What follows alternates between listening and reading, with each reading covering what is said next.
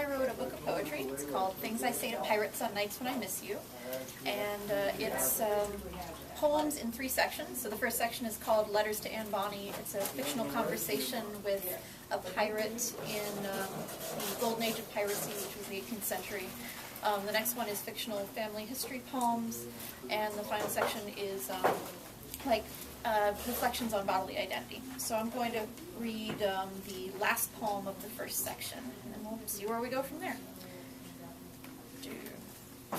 Anne Bonny makes a daredevil escape out of the history books. Official dispatches to privateers searching for bounties, court records, that's where Anne Bonny writes her autobiography.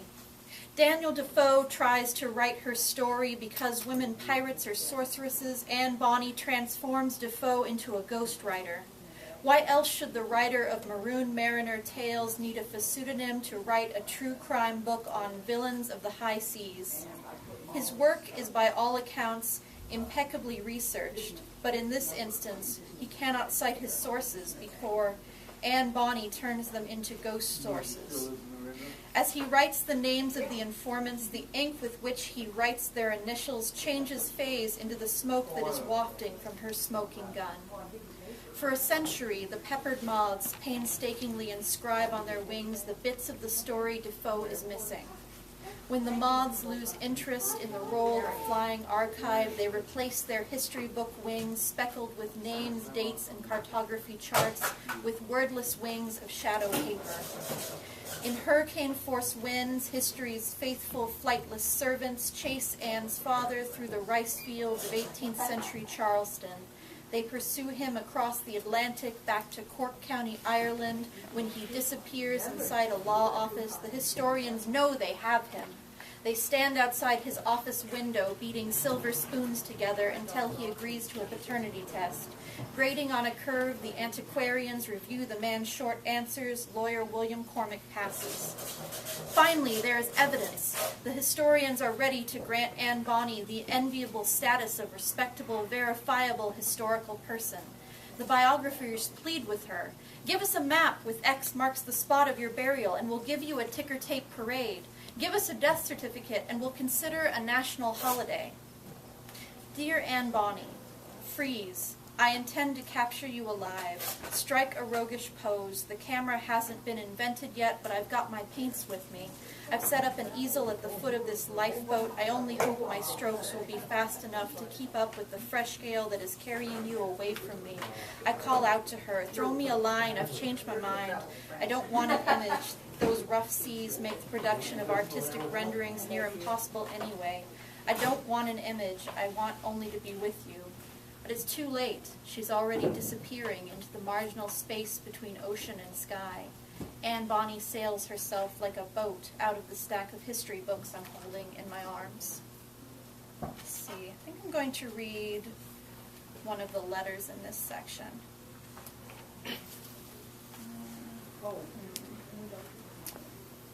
Dear Anne Bonny, I revealed to my family the smallest part of myself, and now I'm having dreams about my aunts and uncles catching fire. In the dreams they are glaring at me and melting every bucket and breaking every water pipe so that there is no way to put them out. They burn for an impossibly long time, never turning to ash, and on the flickers of flame never disturb the intensity of their heated gazes. In another dream I am crossing the mountains that separate Northern California from Southern California. They call this mountain range the Grapevine, though nothing but pale sun-bleached grass and the occasional desiccated oak will grow there. I am crossing on foot, and the mountains are full of African lions with their enormous sun-bleached bellies, the same color as the grass. Most of them are sleeping, but some of them are gazing at me with the intense, disinterested interest that only cats have mastered. I know instinctively that as long as the sun is up, they will only attack me if I run or somehow show fear, so I walk calmly past them, avoiding the tight clusters, keeping a conscientious distance. Just after the sunset, when I can only see their bright, questioning eyes and the occasional silhouette, they begin stalking me. When a lioness finally pounces and lands on my chest, pinning me to the ground, I don't immediately realize what's happening. Her fur is so soft that for the first moments I believe I must have tripped over an enormous stuffed toy. I hug her to me fiercely and wake up before the teeth and claws begin. Let's see, so I'm going to read a sequence of poems that opens the second section of the book.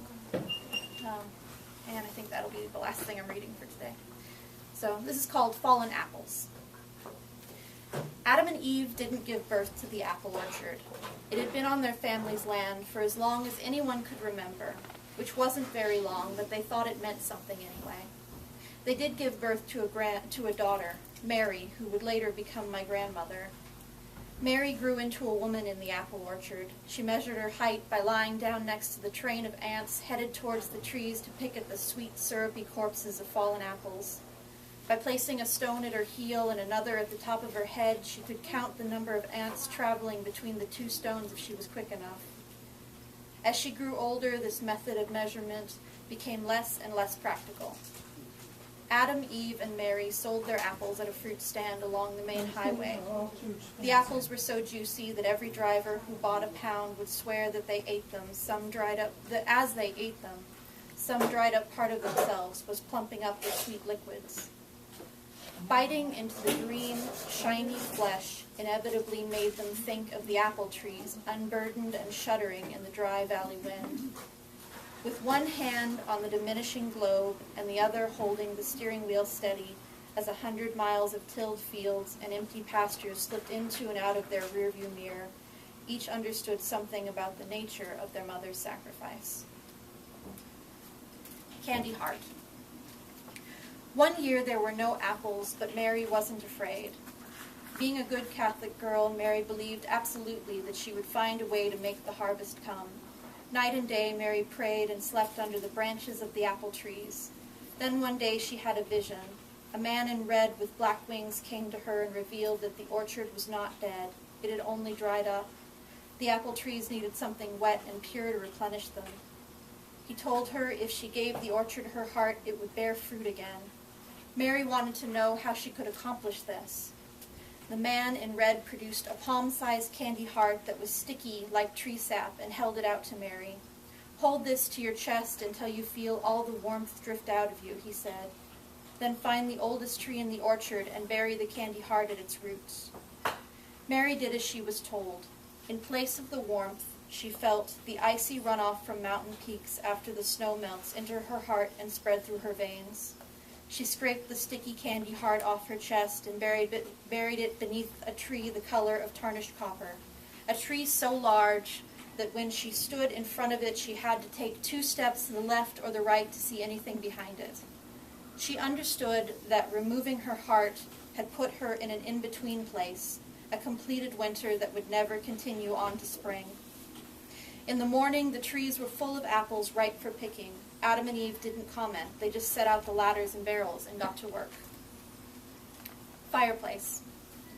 One day, Mary met a soldier who wanted her to be his wife.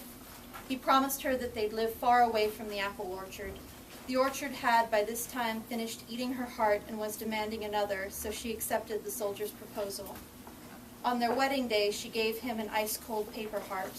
For years, he marveled at how it wouldn't burn, even when you held a cigarette to it, even when you placed it on log burning in the fireplace. He was amazed by how, when the fire went out, he would always be able to dig it out from the ashes. Perfect, pale, cold. Thanks.